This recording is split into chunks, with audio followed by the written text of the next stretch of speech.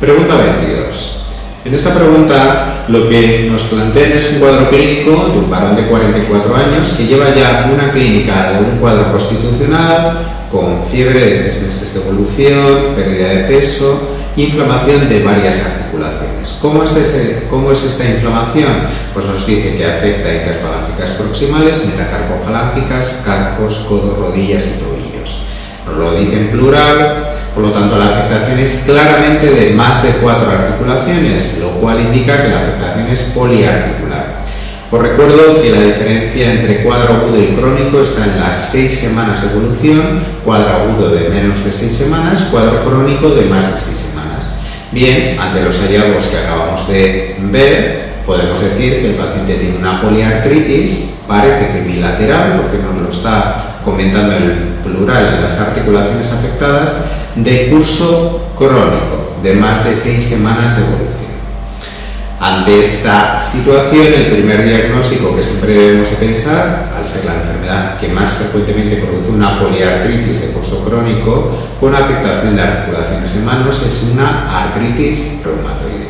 ¿Qué nos dice a continuación desde el punto de vista analítico? Que tiene algo de anemia, que tiene normalidad de leucocitos, plaquetas normales, proteínas igualmente normales, anticuerpos antinucleares negativos y factor reumatoide positivo a títulos altos. Os recuerdo que dentro de los criterios diagnósticos de la artritis reumatoide, el criterio analítico que se incluye es la presencia de factor reumatoide. Bueno, por lo tanto el paciente tiene una poliartritis de curso crónico con afectación simétrica que incluye articulaciones de las manos y con factor reumatoide positivo. Para asegurar todavía más el diagnóstico, finalmente nos dice que radiológicamente tiene erosiones. Os recuerdo que dentro de los criterios diagnósticos de la artritis reumatoide, el criterio radiológico incluye la presencia de osteopenia o de la presencia de erosiones en articulaciones de manos. Por lo tanto, este paciente cumpliría la poliartritis, la afectación de articulaciones de manos, la afectación simétrica, la presencia de factor reumatoide positivo y finalmente la presencia de erosiones articulares. Suficientes criterios para el diagnóstico seguro de una artritis reumatoide. Lo que nos piden en la pregunta es que indiquemos qué manifestación esperamos encontrar en una artritis reumatoide con menor frecuencia.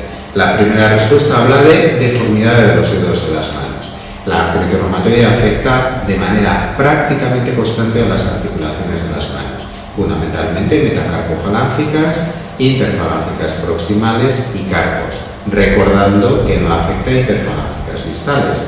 Por lo tanto, la deformidad de los dedos de las manos es muy habitual. En segundo lugar, habla de la afectación de la columna cervical. ¿Hay afectación de la columna vertebral en la artritis reumatoide? Sí, pero solo de un segmento, que es la columna cervical. Cerca del 40% de los pacientes con artritis reumatoide tienen afectación de la columna cervical. Y a este nivel la manifestación más habitual es la que denominamos subluxación atrolaxoidea, que es un aumento de distancia patológico entre la primera y segunda vértebra. Cuando esa distancia supera los 4 milímetros, hablamos de subluxación atrolaxoidea.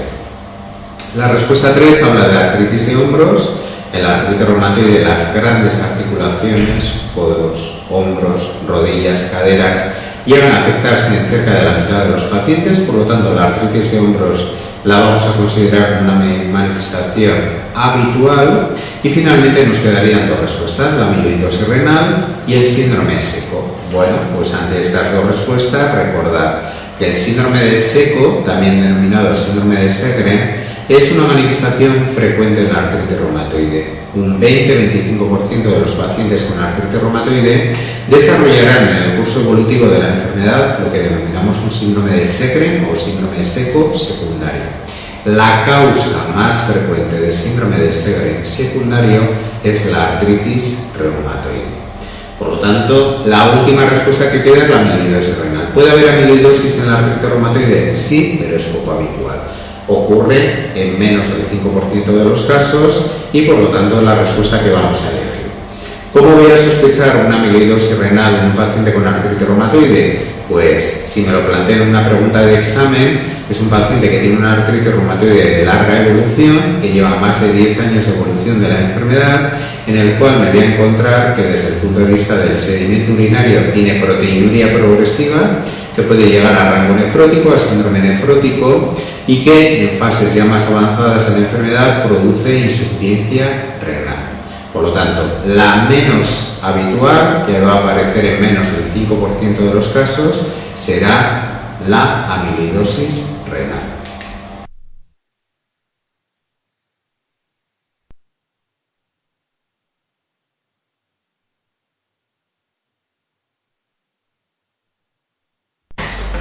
Pregunta 24.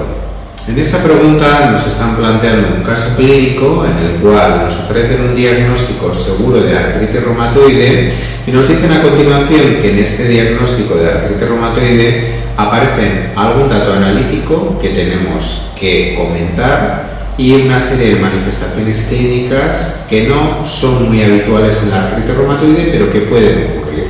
Lo que nos dicen en primer lugar es que tiene factor reumatoide a título elevado. Os recuerdo que el factor reumatoide a títulos altos en la artritis reumatoide se asocia con alguna frecuencia a lo que denominamos manifestaciones extraarticulares de la enfermedad. Y en segundo lugar nos dicen que tiene unas siglas descendidas. Las siglas son CH50. ¿Qué quieren decir estas siglas? CH50 son las siglas del complemento hemolítico medio. Es lo mismo que decir cantidad media de complemento circulante que tiene el paciente. Os recuerdo que el complemento se activa, se consume en algunas enfermedades autoinmunes típicas, por ejemplo en el lupus eritematoso sistémico, que hay gran cantidad de inmunocomplejos que consumen complemento y por lo tanto cuando la enfermedad está activa el complemento suele estar muy descendido. Bien, por otro lado, en los pacientes con artritis reumatoide habitualmente no suele haber un consumo relevante de complemento, salvo que formen inmunocomplejos por algún motivo y que estos sí que consuman complemento. ¿Cuál es la situación más característica de formación de inmunocomplejos en la artritis reumatoide? Que hagan una vasculitis reumatoide. Bien, el cuadro clínico de vasculitis reumatoide puede ser un cuadro leve, pero también puede haber un cuadro vasculítico severo similar a una panarteritis nodosa, es decir, a una vasculitis necrotizante sistémica. Habitualmente en esta situación lo que sobre todo encontramos son manifestaciones cutáneas, que pueden ser en forma de úlceras, de nódulos, afectación del sistema nervioso periférico en forma de mono o polineuropatía, y también nos podemos encontrar afectación de otros órganos, como puede ser gastrointestinal, incluso pulmonar. En este caso lo que nos están aportando es clínica, además de articular, como mononeuritis múltiple y lesiones ulceradas en extremidades inferiores, así como púrpura palpable. Por lo tanto, es la clínica característica que suele tener un paciente con vasculitis reumatoide. Bien, ante esta situación miramos las respuestas y parece evidente que es la 2. Intentamos asegurar que ninguna otra de las que aparecen es competitiva, tiene sentido. Vamos a ver la respuesta 1, el síndrome de Felty. Hay que recordar que es una tríada característica de la artritis reumatoide, que es artritis reumatoide con leucopenia y esplenomegalia. Nada que ver con lo que tiene el paciente. La respuesta 3 habla del síndrome poliangítico de superposición. El síndrome poliangítico de superposición es cuando en un paciente hay dos vasculitis que se superponen, lo cual no es el caso porque tenemos una artritis reumatoide con una vasculitis. La respuesta 4 habla de subluxación atrolaxoidea, que es una manifestación que hemos comentado característica de los pacientes que tienen artritis reumatoide con afectación a nivel de la columna cervical, con aumento de distancia entre la apófisis odontoides y el cuerpo anterior del atlas. No tiene que ver con las manifestaciones clínicas que tiene el paciente. Y finalmente nos aparece un síndrome de Guillain-Barré. Guillain-Barré en alguna ocasión se ha visto relacionado con la artritis reumatoide, sobre todo con la toma de algún fármaco, como los nuevos anti-TNF, que alguna vez se relacionan con la aparición de un Guillain-Barré. Y lo que tiene un Guillain-Barré característicamente es una tetraparesia flácida, que tampoco es lo que este paciente presenta. En el Guillain-Barré no hay manifestaciones cutáneas, por lo tanto la respuesta es la 2.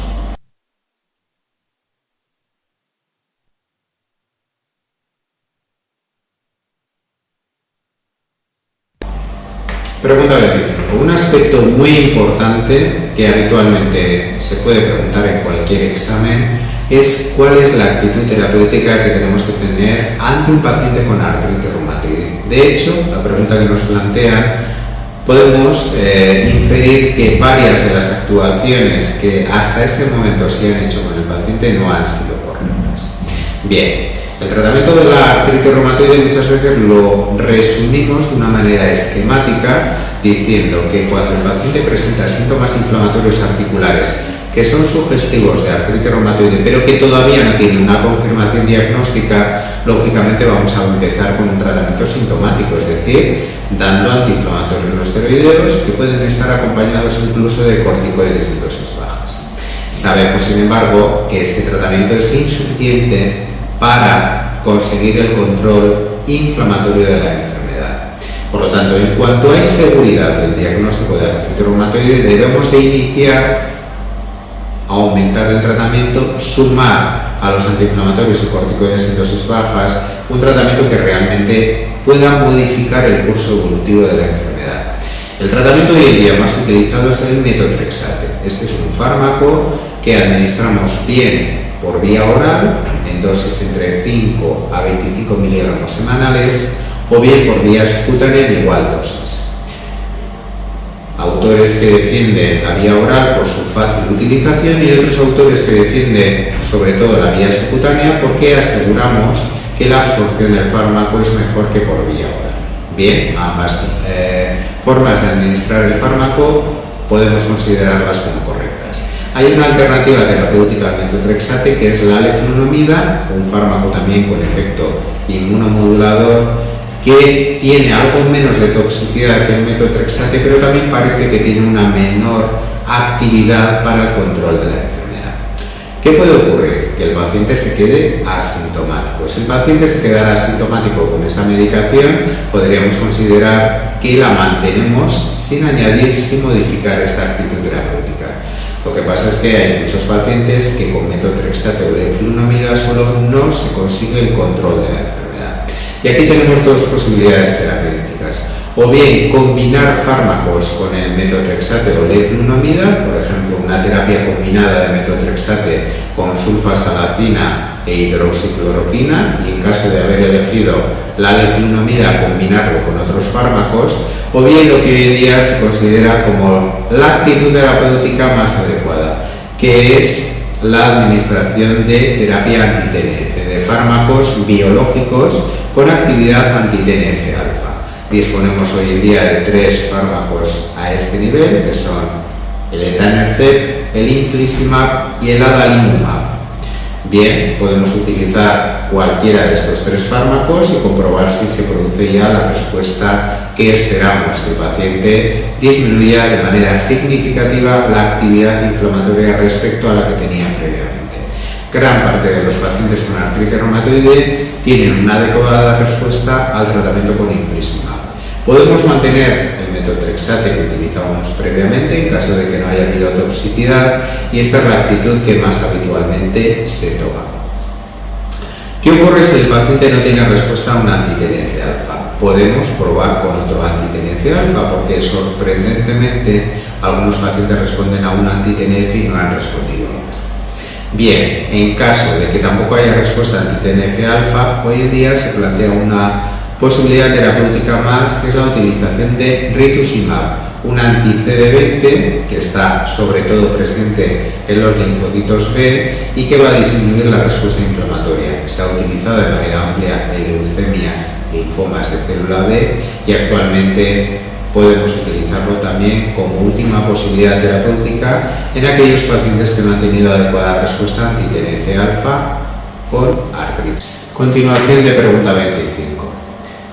En este caso clínico podemos hacer una crítica sobre la demora excesiva en el inicio de tratamiento con fármacos de segunda línea, podríamos llamar, o tratamientos de fondo, fundamentalmente, como hemos dicho, el metotrexate, para el control de la enfermedad inflamatoria que presenta este paciente. Lleva 9 meses de evolución de enfermedad y nadie ha iniciado el tratamiento que realmente va a ser eficaz, que es la administración de metotrexate.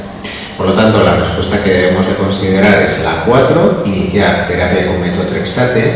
Habitualmente se empieza con 5 miligramos semanales y vamos aumentando la dosis progresivamente hasta los 20-25 miligramos semanales, bien por vía oral o bien por vía subcutánea. Hay autores que recomiendan que si la vía oral no ha sido eficaz, probar la vía subcutánea para asegurar que la absorción del fármaco es más adecuada. 9 meses de evolución son importantes desde el punto de vista terapéutico y el paciente debería haber iniciado al poco del diagnóstico seguro de la enfermedad el tratamiento que realmente la puede controlar, que es el metotrexato. Por lo tanto, la respuesta es la 4, con una tirón de orejas, podríamos decir, para el que ha tratado a este paciente, porque debería haber iniciado el metotrexato de una manera más precoz.